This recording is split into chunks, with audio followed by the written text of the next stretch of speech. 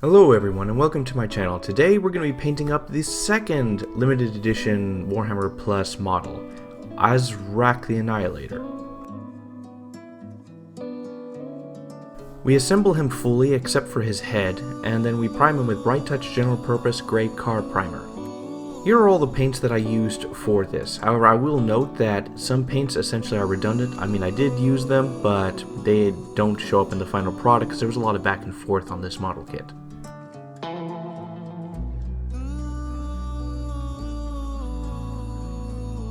Now with Liquitex modeling putty, I apply this all over the base till it has a nice layer of it, and then I use a hair dryer to rapidly dry the top of it so it becomes like safe to touch but still moldable. Then I press the model into some areas to create some indents for his feet. Alright, with Thondia Brown, Corn Red, Mephiston Red, and Wild Rider Red, I'm going to paint the armor, mostly using the airbrush because I want to try to mimic the color changing or color shifting that the box art has. However, I start off with Thondia Brown as a base coat, and then I realize it is too pale, it's not dark enough. So then I switch to Rhinoxide instead and re-airbrush the whole thing. Then I go to Corn Red, and what I do is I take my airbrush and I lower the air pressure so that it comes out much slower, so I can guide it better. And so basically I cover, how do I put this? For his feet, imagine it as an X. Or, no, yeah. No, how do I put it? Like a crescent. Half of it is covered in red, and in the middle, between two halves, is the brown. And the same thing on his arms, and something like on his back, going from the brown to the red. A little hard to explain. Then I went with Mephiston Red and painted that on there within the Corn Red that I painted. Afterwards, I did more Mephiston Red, and I was going to go to Wild Rider Red, but then I realized that it's too off. And so eventually I changed the color to Evil Sun Scarlet because that's a brighter, more rich red than Wild Rider Red. And so I did not use Wild Rider. And then I went and just airbrushed it on the most thinnest areas. Basically I went from Thondia Brown, or from the Rhinoxide Dark Brown, painted like 90% of it with Corn Red, then like half of that with Mephiston, and a very fine amount in the middle of Mephiston Red with Evil Sun Scarlet. Now, however, this is very difficult to do because my airbrush, or my air compressor, can only work for 10 minutes, so basically there was a good gap of time between each color because it was burning up. I could smell the sulfur from it, from burning.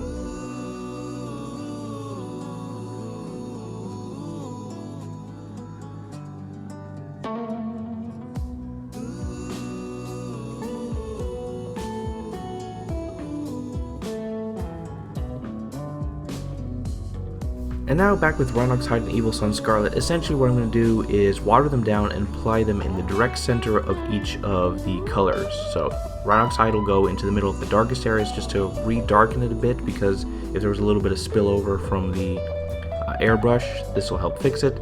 And the same thing with Evil Sun Scarlet. Place a little bit of this at the most bright areas to solidify the color there.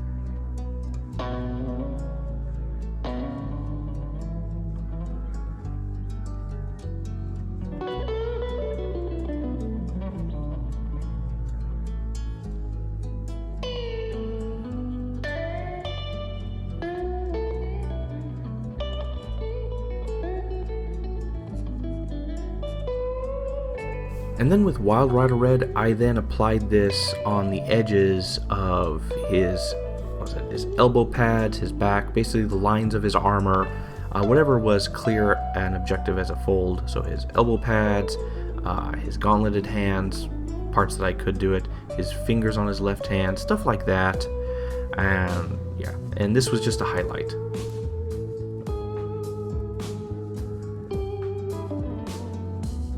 Alright, I'm going to try to mimic the interesting transitional colors of stuff on his armor. So with Rhinox Hide, Zamasi Desert, and Ungor Flesh, I'm going to paint his the gold filigree like this. So I start off with Rhinox Hide everywhere. And then I go to a straight pure Zamasi Desert at like intervals and stuff, going from the dark shadow to light area and stuff.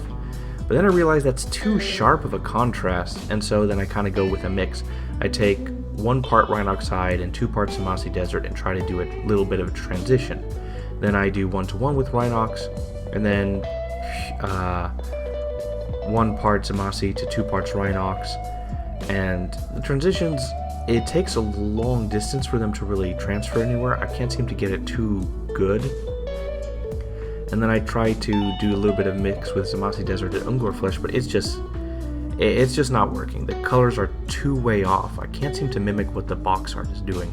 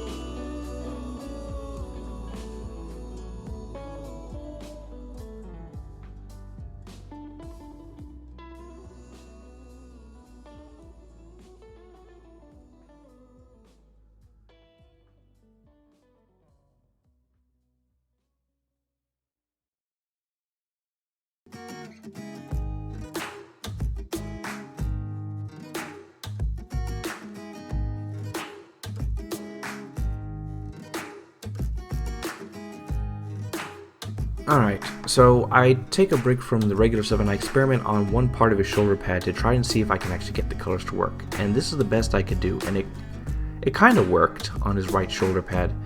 And however, the problem was this was very hard to do on just a straight, like, flat line surface for color transition stuff. On his left leg and his shoulder pads and stuff, the symbols in the center, I could not make heads or tails of how I would actually do that with coloring and light. So in the end, I just straight up decided, I'm gonna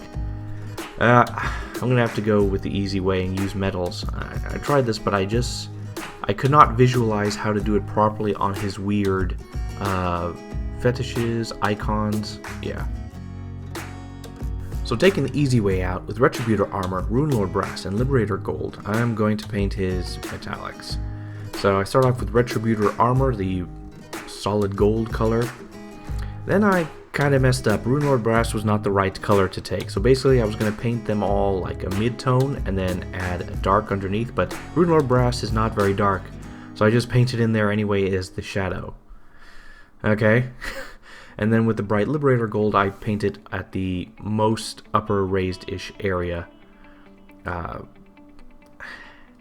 Yeah, it's not the best. I'm not happy with it, but I just could not figure out how to do the other way.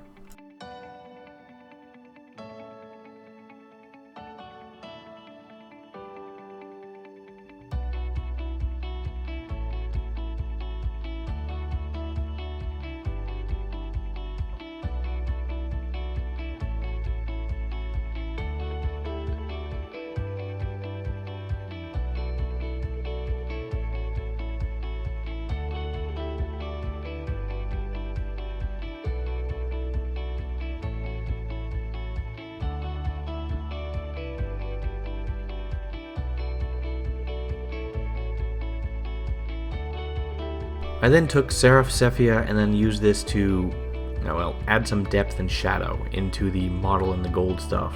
And I applied a few layers here and there. It still shines through, and this adds some depth to it.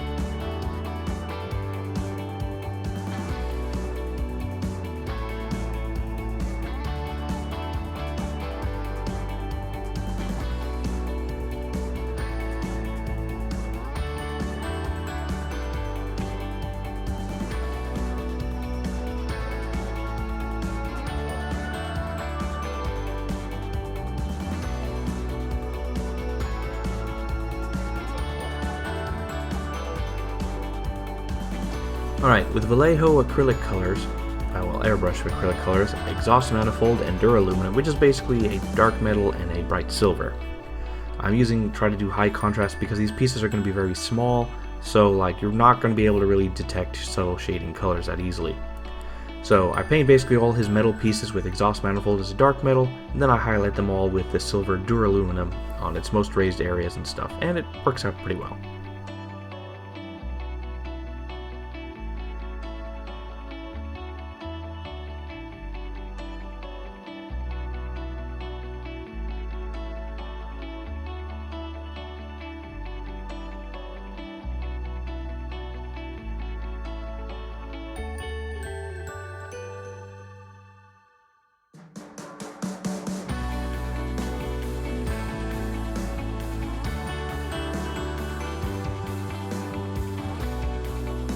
So with Corvus Black and Dawnstone, I'm going to paint the, actually I don't know what these things are called, but basically the spaces between his joints.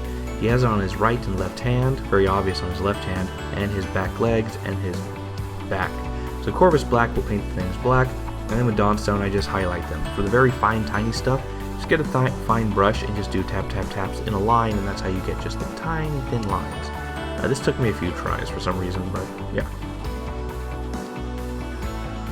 Now with Warpstone Glow and Moot Green, we're going to paint the green light stuff. So basically the dark color goes into the holes and around the area to create the baseline. And then with Moot Green, I just paint very thin lines along the holes, edges of the light to create the shadowy stuff.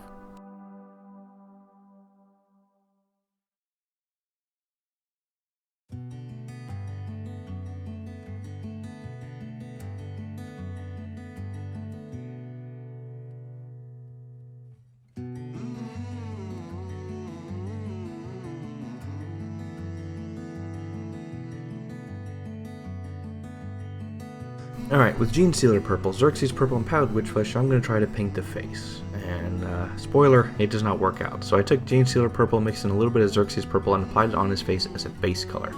Then I took pure Powdered Witchflesh and applied it, but his face was so tiny I couldn't record it because I had to have it like right up to my face. And then I show the final product of the first layer of highlights, and it's kind of a mess. Alright, so what I did was I went back and I painted the whole thing with Powdered Witchflesh. Then I took the paint mix I had of Gene Sealer Purple and Xerxes Flesh, and I mixed in a bunch of Lamian medium in it to turn into a wash. And I applied this wash all over, and it created subtle colorings, and places that had depth and stuff were filled in the recesses. And so then what I did afterwards is I just went back and re-highlighted everything with Powdered Witchflesh, applied another coat of the wash, made sure it didn't pool too much in certain areas, re-highlight, and did it until I was satisfied of much more subtle transitions, and a final hard highlight on the most important areas is eyebrows, nose, chin, stuff like that.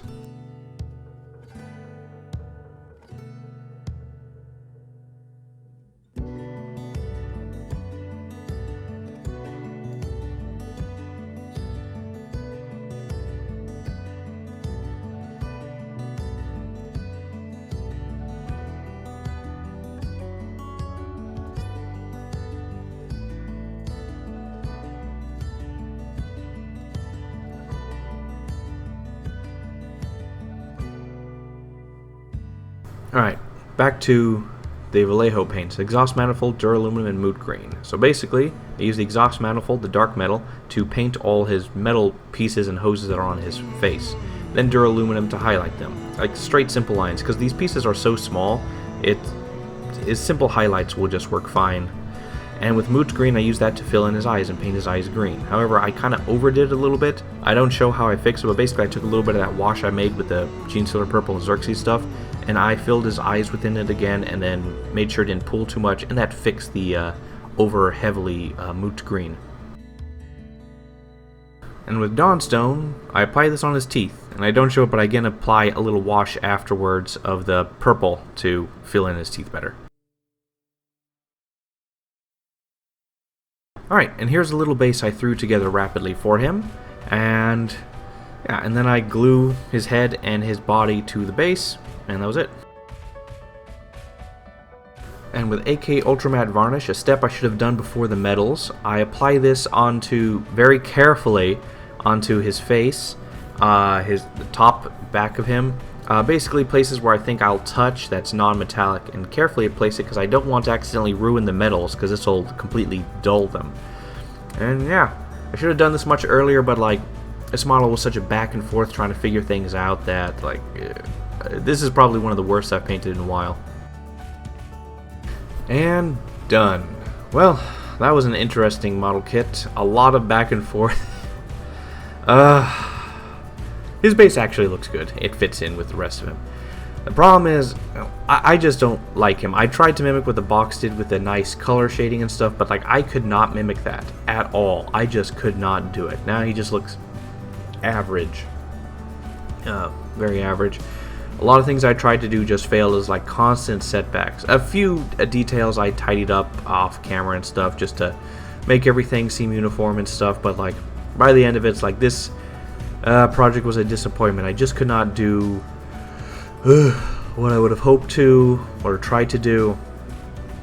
Yeah, so as far as a rating goes, while the model may be interesting and pretty classic, GW needs to do some more of these. These are all pretty cool. But for me, I'm not happy with it. I feel like a 6 out of 10. Everything I really tried to do kind of failed except for his red armor. The rest, yeah. I'm not happy with it. A 6 out of 10 for all the effort and stuff. I made the most out of it, but like, it could have been better, but I just didn't know how to make it better. That's the sad truth. Alright, so moving on to more familiar stuff. So like the video if you like the video, comment if you want to comment, share if you want to share it, and more to come soon. Bye.